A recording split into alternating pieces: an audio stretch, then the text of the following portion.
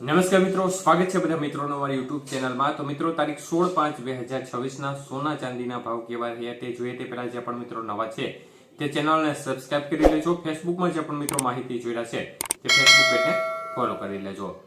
સૌપ્રથમ ભાવ જાણીએ છીએ ચાંદીના। તો મિત્રો, 1 ગ્રામ ચાંદી 290 રૂપિયા। 8 ગ્રામ ચાંદીનો ભાવ જોવા જઈએ તો આજે 2320 રૂપિયા। 10 ગ્રામ ચાંદીનો ભાવ 2900 રૂપિયા।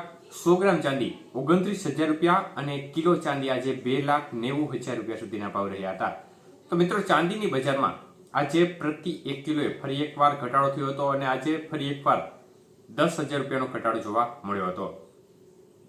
જ્યારે આજના 22 કે સોનાના ભાવ જોઈએ તો મિત્રો, 1 ગ્રામ સોનાનો ભાવ આજે 14,680 રૂપિયા। 8 ગ્રામ સોનાનો ભાવ આજે 1,17,440 રૂપિયા।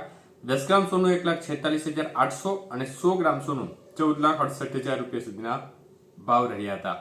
તો આજે 22 કે સોનાના 100 ગ્રામના ભાવની અંદર પણ 20,500 રૂપિયાનો મોટો ઘટાડો થયો હતો। જ્યારે આજના 24 કે સોનાના ભાવ જોઈએ તો 1 ગ્રામ સોનાનો ભાવ આજે 16,014 રૂપિયા। 8 ગ્રામ સોનાનો ભાવ આજે 1,28,112 રૂપિયા। 10 ગ્રામ સોનું 1,60,140 રૂપિયા અને 100 ગ્રામ સોનું 16,1400 રૂપિયા સુધી રહ્યું હતું। તો આજના 24 કે સોનાના 100 ગ્રામના ભાવની અંદર પણ ફરી એકવાર 22,400 રૂપિયાનો મોટો ઘટાડો થયો હતો। જ્યારે આજના 18 કે સોનાના ભાવ જોઈએ તો 1 ગ્રામ સોનાનો ભાવ આજે 12,012 રૂપિયા। 8 ગ્રામ સોનાનો ભાવ આજે 96,096 રૂપિયા। 10 ગ્રામ સોનું 1,20,120 અને 100 ગ્રામ સોનું આજે 12,01,200 રૂપિયા સુધીના ભાવ રહ્યા હતા। તો મિત્રો, ખાસ કરીને આજે 18 કે સોનાના 100 ગ્રામના ભાવમાં પણ 16,800 રૂપિયાનો મોટો ઘટાડો જોવા મળ્યો હતો। તો બજારની સ્થિતિ જોવા જઈએ તો આજે માર્કેટમાં જબરજસ્ત ઘટાડા તરફી વલણ ફરી એકવાર જોવા મળી રહ્યું છે। જેમાં ચાંદી સાથે સાથે સોનાની બજારમાં પણ આજે મોટો કડાકો જોવા મળી રહ્યો છે। મુખ્યત્વે વડાપ્રધાન નરેન્દ્ર મોદી દ્વારા જે અપીલ કરવામાં આવી છે અને સોનું ના ખરીદવાની અપીલ કરવામાં આવી છે તેની અસર હવે ધીમે ધીમે વર્તાવા લાગી છે। કારણ કે 2 દિવસ અપીલના 2 દિવસ સુધી લોકોએ વધુ માત્રામાં સોનું ખરીદ્યું હતું, કારણ કે તેમને આશંકાઓ એવી હતી કે સોનું મોંઘું થશે।